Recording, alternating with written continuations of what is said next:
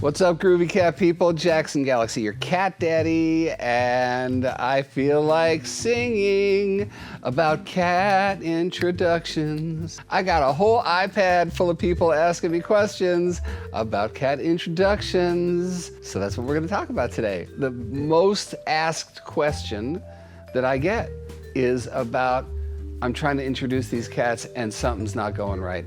Let's meet our unfortunate cat introduction contestants today. First, we have Haley with her cats Ash and Megan. We have got Ivy with her cats May and August. And finally, we have Jay with her cats Feisty and Sparkle. So let's take a look at what these guys have to say, and let's see if you can identify the common problems that keep resurfacing in these households. Let's see how good your cat knowledge is. What kind of a cat mojo tier are you anyway? Let's find out. All right, Haley, take it away. I'm currently reaching out because I'm having an issue with my current cat and my new kitten I just adopted. Her name's Megan. My current cat's name is Ash and he's a male. He's about a year old. The issue I'm having is that I followed all the cat introduction videos to a T. Ash tends to be overly dominant with her, and I don't know how to get it to stop because I've tried distracting him with toys. I've tried distracting both of them with toys. I've tried feeding them treats while they're together, but the only thing he's focused on is her. Hopefully you can kind of see what I'm trying to explain. Tried almost everything I can think of and nothing's working. You've tried everything and it's been a week? Clearly, you may have read something, but you missed something also. When she turns her head, he pounces and he pins her down and sometimes he'll bite her. Like, I don't know if it's play biting. I'm pretty sure it's not hard biting because I don't see any scratches. I don't see any blood being drawn. She does get very scared and she'll hiss and growl. But here's your hint. Body language. Okay, enough said. Zip it. Megan's like, I'm just gonna play with my tail. Enough said, let's move on to Ivy with her cats May and August. My name is Ivy and I have a question about two cats who's doing introduction for about a month now. May, she's a girl and she's about 1 year and 3 months old. And the other cat who's in another room right now, his name is August and he's a 5-month-old boy. I was doing step-by-step introduction and it was progressing for like 3 weeks, and I finally took the fence away and they were doing good for a while, like 10-20 minutes, but Props, Ivy, because look, we got 10 or 20 minutes and you got there, you can go anywhere. Nice going, Ivy. Nice going, May and August. You know, I know it's hard, but yeah, it's been a week since that day, but it's not progressing at all right now. Sometimes I do put August on the leash and he seems to be doing okay with the leash on, and May seems a little bit more secure. May is clearly quaking in her boots right here. I don't know what state they're in right now. I'm not sure if they're gonna progress any further, so I really need your advice right now. Thank you. Once again, not gonna give it away. Body language.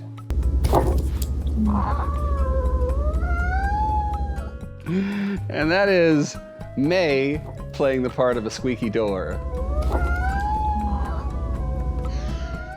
And here's that moment, that moment. And finally, we have Jay with her cats Feisty and Sparkle. I have two cats. This one right here is Feisty. She is 1 year old. And this one right here is Sparkle. She's the resident cat. She is 7 years old. I got Feisty, the little one, a few months ago in April when my aunt passed away. She was my aunt's cat. And I haven't properly introduced the cats because I live in a very small apartment. There's only one bedroom. Only one bedroom? With one bedroom, you could have 12 cats. No, I'm just totally kidding, people. Totally kidding. Because the younger one, Feisty, she tends to attack Sparkle. She will bang on the litter box whenever Sparkle is using it. she will pounce on Sparkle like she's a mouse. Like, she will hunt her down. She'll chase her around the house, and Sparkle would just run under the bed. And Feisty will keep doing that multiple times a day, just keep harassing the older resident cat. And I don't really know what to do. I feel like the place is too small to try to do a proper introduction. Your house is too small to do a proper introduction. I don't think you live in a shipping container, Jay. Really captured a great moment here. Like, I mean like a great moment of chaos, but it's great for someone like me who likes to like dissect these things. So take a look at Feisty's body language. You know what's gonna come next because you guys are not cat rookies. Here we go. Here we go, ready? Ready? Here we go. And boom, okay. And there goes a Sparkle flash. Come on, Sparkle, come on.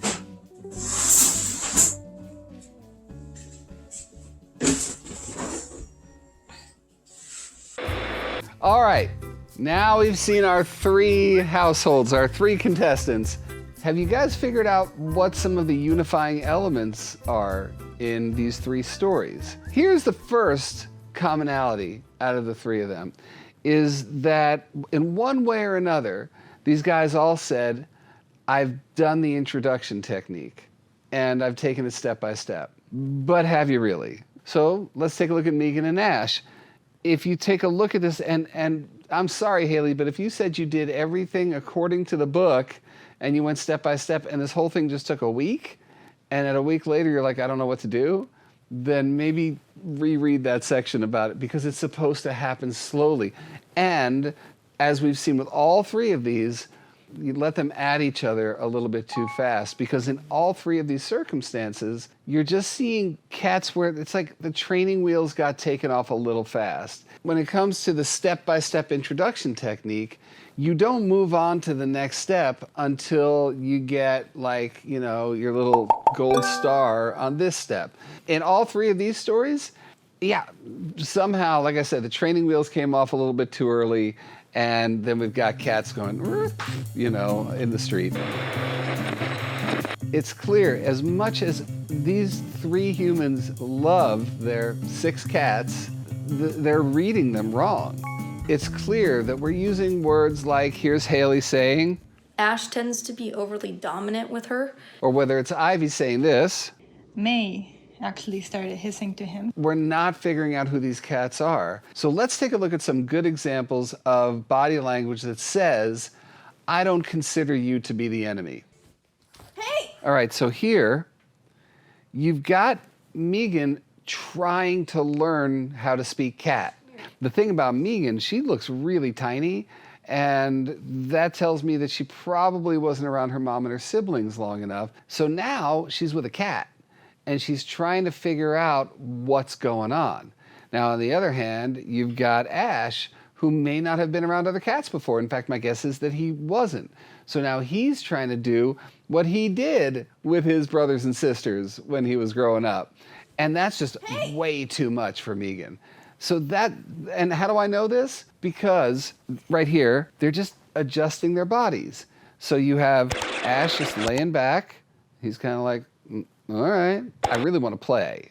That's what I'm seeing here. So we see that body language between these 2. And we even see at one point right here, you see Megan going and just sort of playing with her own tail at that point and just trying to figure out if all is good here. So these are the beginnings of dialogue. Now let's go to Ivy and May and August. So we have all kinds of fun little body language tics here. First, we have the 2 of them laying there. Now, don't forget that Ivy said that August is usually the one who's antagonizing. That's, of course, August is wearing his harness. Well, in this shot right here, August has no care about what May is doing. May is sitting right behind him, and August is just like dum-de-dum, and he even does a little slow blink at one point at Ivy. His focus is on Ivy, not on May, and that's a really good sign. And so that tells me things aren't that bad right here. All right, so we've got body language. And again, in the case of Feisty and Sparkle, if we're learning how to talk cat to each other, clearly Feisty is not going to listen.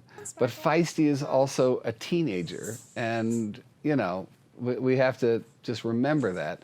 That one we need to do something about. So, Jay, we'll get back to you in a second. So the third commonality between all three cases here is now it's where we get down to like, hey, human, you got a job here. The one thing that is the overriding commonality between these three is that the humans aren't doing anything. The thing is, if you let these two stranger cats, and they're still pretty much strangers because they are getting to know each other, getting to know their body languages, how they work, how they talk, etc., how they play, how they fight, you know, what our warnings are, what they're not, etc. The human still has to be the source of not just reassurance and not just, hey, cut that out, but also leading around. Don't ever let them get to the point where they're into the stare down. Perfect example here is May and August. Really, both cats, but especially May, is sitting here going, I don't know what to do. I don't know what to do. So if we do things that we both know how to do, i.e. play and eat and cuddle and do whatever, anything that involves the human calling the shots, you have a much greater chance of success than just allowing them to keep going and hoping it turns out well. Because I can tell you that once the stare down happens, it's less than 50-50. I think it would be 70-30 that it's going to end up badly, especially when they don't know each other. You have the ability in that moment to bring out a toy and lead them away. Or bring out two toys and lead them away. But all three of you guys are pretty close. But you got to pay attention to the fact that you have a role here. It's not just setting up the space in between the doors. It's not just when do I open the doors. But you got to have a game plan when the doors open. Once they are able to execute common actions together near one another, that's the best icebreaker in the world, man. It really is. It's like, you know, two people sitting next to each other on a first date. You know, you're on a blind date and you're sitting there and you're starting to, like, your palms are starting to sweat because you're running out of things to talk about. And then you both realize, wait a minute, you've been to Iceland before? Don't you love Iceland? Oh my God, it's the best place in the whole world. Did you go to blah, blah, blah? Did you sit in the hot springs? Did you? Yes, wasn't it amazing? You see, and all of a sudden there we are. I can sort of trust you because you have the same experience that I have. Another, not commonality, but individual thing. Let's go to Jay and Feisty and Sparkle. So Jay, you know, one of the things we got to deal with here is, yes, Feisty has a pretty strong prey drive, but he's also a teenager. But one thing is, let's go back to the litter box right here. It's get that litter box out of that corner. Seems like it's got a really high area, like a high lip.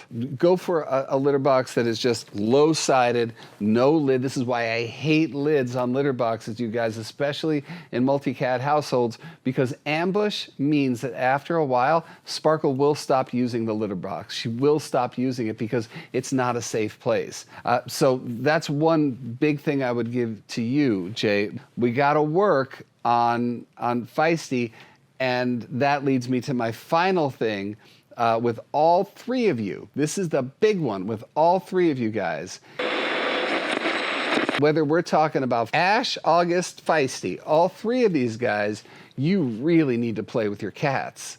Like, you really need to. You got to wear those guys out. We got to bring them down so they're not just full of that cat static and they're like, I just got to get this energy out of my system. That we just got to get that out of them. So we're talking about separate playtimes. Don't play with your cats together in these circumstances. Separate them out and exhaust these cats. Take a look at this video over my head right here about the concept I call boil and simmer. Boil and simmer is what you got to do with your high energy, more, whatever words you want to use, dominant, aggressor, bully, fun-loving, teenager, knucklehead, whatever you want to call them. You got to take that energy down. Now, I could go all day, and I feel like to a certain degree I have, but let's just rewind the commonalities here. That we're introducing too fast. We're not hitting that gold star before we go on to the next place. Not really understanding cat body language and how these guys learn how to relationship. The next thing is that you, as the human, need to be leading the parade. Don't let the cats call the shots when they're just meeting one another. And then, of course, we have the fact that these aggressor cats, or the higher energy cats, need to be brought down so that energy-wise, both cats can meet. Oh, and by the way, Jay, you've got a lovely house. It's not too small. As long as you've got a wall and as long as you've got a door, you can make this happen just fine. Go back and read Total Cat Mojo, that chapter about introductions, read it again, and know that you can do this. All three of you guys, you can do this. You got a door, you got 2 different rooms, you've got food. Yay, we can make this work. That's it, you guys. And even if it is about your cats having introduction problems, I don't want you to stop sending in your videos. Just send it right here. Do exactly what these guys did. Even if you're shy like Ivy and you don't want to show your face, as long as you show your cats plenty, there's a good chance that I'm going to answer that question. So send it on in, and don't forget to subscribe to the channel. That's how we know that we're doing right by you guys. Don't let any of this deter you from not getting another cat in your house. It is a fallacy, it is a stereotype. Cats don't need to be solitary creatures whatsoever. You've just got to do it right. 2 is better than 1, 3 is better than 2. In my book, I just, to the bottom of my heart, believe that, so go off and do it. Don't let this video deter you, okay? Okay, until next time, you guys, all light and all love and all mojo to you. Mwah.